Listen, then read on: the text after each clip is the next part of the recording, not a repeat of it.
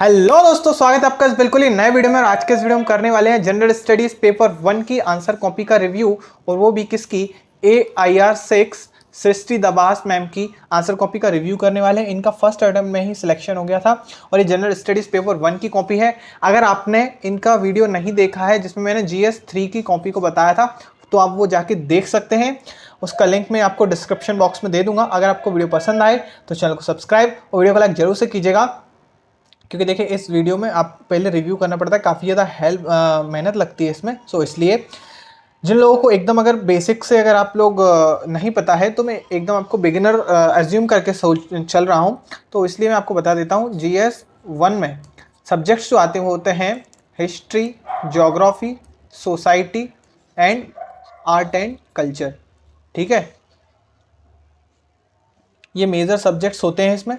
अब करते हैं स्टार्ट वीडियो को। देखो, पहला जो क्वेश्चन है वो है, the traditional theatre forms of India reflect the ideas and emotions of the society. ठीक है, and an individuals role in the community, discuss with examples. तो ये बात कर रहा है कि the traditional theatre forms of India reflects the ideas and emotions of the society and an individuals role in the community. Basically ये question देखने में लग रहा है आर्ट एंड कल्चर से है, बट ये एक जनरल क्वेश्चन है बेसिकली। देखो, अब इसमें अगर आप देखें यहाँ पे, भारत के मैं एक बार हिंदी में पढ़ के बता देता हूँ। भारत के पारंपरिक रंगमंच के रूप समाज के आदर्शों और भावनाओं तथा समुदाय में एक व्यक्ति की भूमिका को दर्शाते हैं।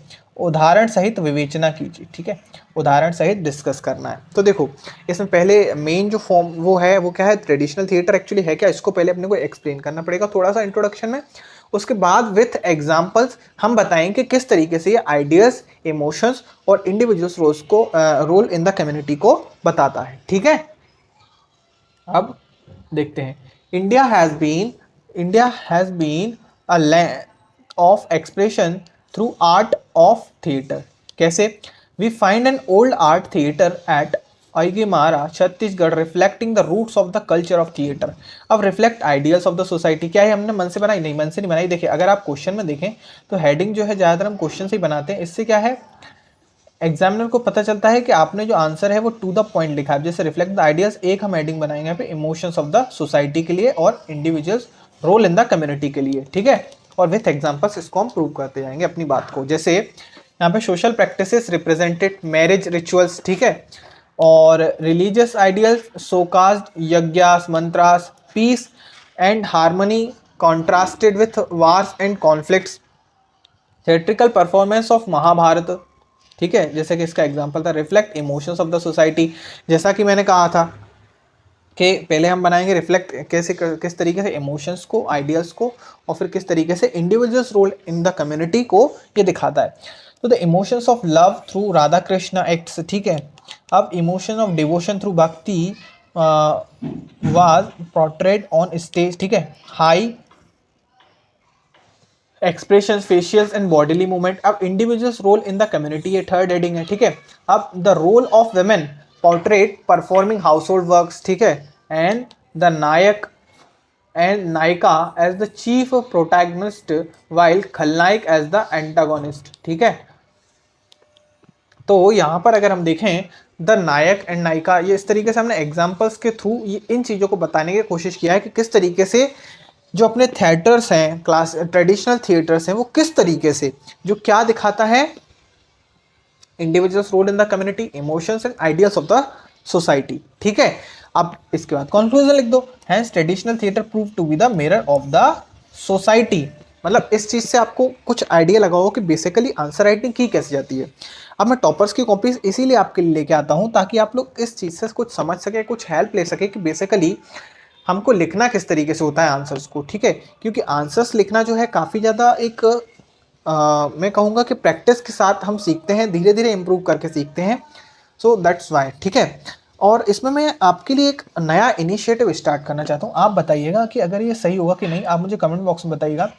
मैं एक इनिशिएटिव स्टार्ट करना चाहता हूँ जिसमें हम एक टेलीग्राम चैनल बनाएंगे, जिसपे हम लोग क्या करेंगे, डेली एक आंसर लिखेंगे। डेली एक क्वेश्चन दूंगा मैं आपको, उसको आपको लिखना होगा और शाम तक आपको उसको सबमिट करना होगा। ठीक है, उसके बाद फिर हम लोग पेयर रिव्यू करेंगे उसमें, और फिर देखेंगे कि कौन सा जो है अच्छा आंसर है, किस तरीके से लिखना था, उस आंसर के लिए हमारी अप्रोच क्या होनी चाहिए थे, उस पर डेली आपको एक वीडियो मिल जाएगा। ये मेरा एक आइडिया है, अगर आपको पसंद आए तो प्लीज़ आप लोग इसको मुझे कमेंट बॉक्स में बताइएगा। तो that's why I am telling you कि मैं एक इनिशिएटिव स्टार्ट करने वाला हूँ जिसमें कि हम डेली एक क्वेश्चन डालेंगे और उसको हम बाद में लिखेंगे, जिससे कि हमारा एक आइडिया, एक जो है अप्रोच डेवलप हो सके कि किस तरीके से बेसिकली आंसर्स को लिखा जाता है। ठीक है, अभी के लिए अपने वीडियो को कंटिन्यू करते हैं। देखिए अब सेकंड क्वेश्चन क्या है, सेकंड क्वेश्चन है, अभी आप लोग प्लीज़ थोड़ा सा नॉइस को अवॉइड कीजिएगा।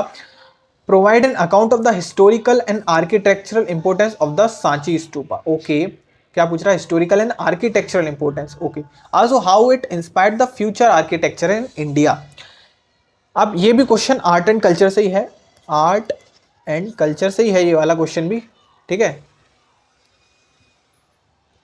अब देखते हैं किस तरीके से इंपोर्टेंस क्या है historical and architectural Sanchi stupa का। देखो, तो सांची स्तूपा बेसिकली है क्या, ये बताना पड़ेगा सबसे पहले, क्योंकि हम पहले उसमें देख चुके हैं कि जिस चीज़ के जिस जो मेन कीवर्ड है ना, उसको हमको अगर इंट्रोडक्शन में या फिर उसके बारे में कोई कोट या कोई डाटा, कोई रिपोर्ट कुछ अगर हम लिखते हैं, उसको बेसिकली डिफाइन भी कर देते हैं, that short that completes our work of introduction. ठीक है, अब देखो, Sanchi stupa forms the foundation of the Buddhist architecture. अब इसका हिस्टोरिकल इंपॉर्टेंस, हिस्टोरिकल इंपॉर्टेंस क्या है इसका, beginning from Ashoka to roast to post Mauryans to Guptas to all promoted and patronised. Historical importance इसका ये है, represented rise of Buddhism and its philosophy pradakshinapath shows the dharma in all spheres of life. ठीक है, अब architectural importance क्या है, क्योंकि क्वेश्चन में हिस्टोरिकल एंड आर्किटेक्चरल इंपॉर्टेंस पूछा था, तो आर्किटेक्चरल इंपॉर्टेंस उसका क्या है, various parts of stupa represent different aspects of Buddhist ideology. Toranas show dhamma in all directions.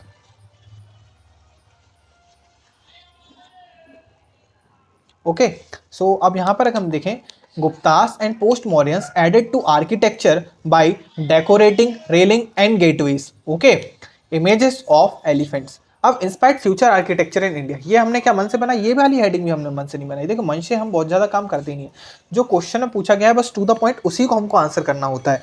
अब क्वेश्चन अगर मैं आपको दोबारा दिखाऊं, अगर आपने थोड़ा अच्छे से नहीं देखा है, देखिए आप अगर क्वेश्चन को दोबारा देखें तो इसमें आपको समझ में आएगा कि क्वेश्चन में ही आपको ये दिख जाएंगे सारे कीवर्ड्स। ये देखिए आप लास्ट में, हाउ इट इंस्पायर्ड, मैं ब्लैक पेन ले लेता हूँ, how it inspired the future architecture in India.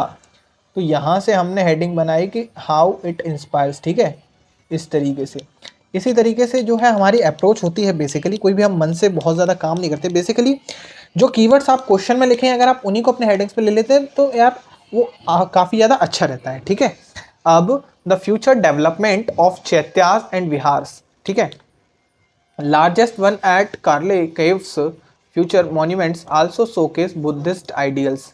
Okay, यहाँ पर अगर हम देखें, यष्टि छत्री हरमिला अंध प्रदक्षिणी पथ, ये इसका डायग्राम के थ्रू एक्चुअली हमने समझाया सांची स्तूपा के। अब as Modi ji said, Buddhism can solve every problem on this earth and stupa embodies it. Okay, ये लास्ट में एक कोट लिखे ना, हमने एक एज पॉइंट ले लिया है। बेसिकली इनको हम बोलते हैं ब्राउनी पॉइंट्स, ब्राउनी फैक्ट्स, जो कि आपको कुछ एक्स्ट्रा जो है अट्रैक्शन जो चेक कर रहा है एवेल्यूएटर, एक्स्ट्रा मार्क्स आपको देके जाएगा, इस तरीके के पॉइंट्स। तो इस तरीके के पॉइंट्स अब अगर आपको कहीं मिलते हैं न्यूज़पेपर, करंट अफेयर्स, उनको आप उठा सकते हैं। मतलब बेसिकली आपको अपनी अप्रोच ऐसी रखनी होती है कि मैं क्या चीज़ को अपने आंसर्स में यूज़ कर सकता हूँ, केवल आपको उन्हीं चीज़ों को लेना होता है। ठीक है, और अगर आपको वीडियो ये पसंद आया हो तो चैनल को सब्सक्राइब और वीडियो को लाइक जरूर से कीजिएगा, क्योंकि इन वीडियोस को बनाने में काफ़ी ज़्यादा मेहनत लगती है। और हम जो एक नया इनिशिएटिव स्टार्ट करने वाले हैं उसको भी आप ध्यान से देखिएगा। मैं एक बार दोबारा उसके बारे में बता देता हूँ, हम क्या करने वाले हैं। एक टेलीग्राम पे हम एक ग्रुप बनाएंगे, एक टेलीग्राम ग्रुप बनाएंगे जिस पर हम डेली क्वेश्चन आंसर राइटिंग करेंगे। ओके, तो that will be very very beneficial for us. So तब तक के लिए टाटा बाय बाय। ओके, फिर मिलते हैं अगले वीडियो में।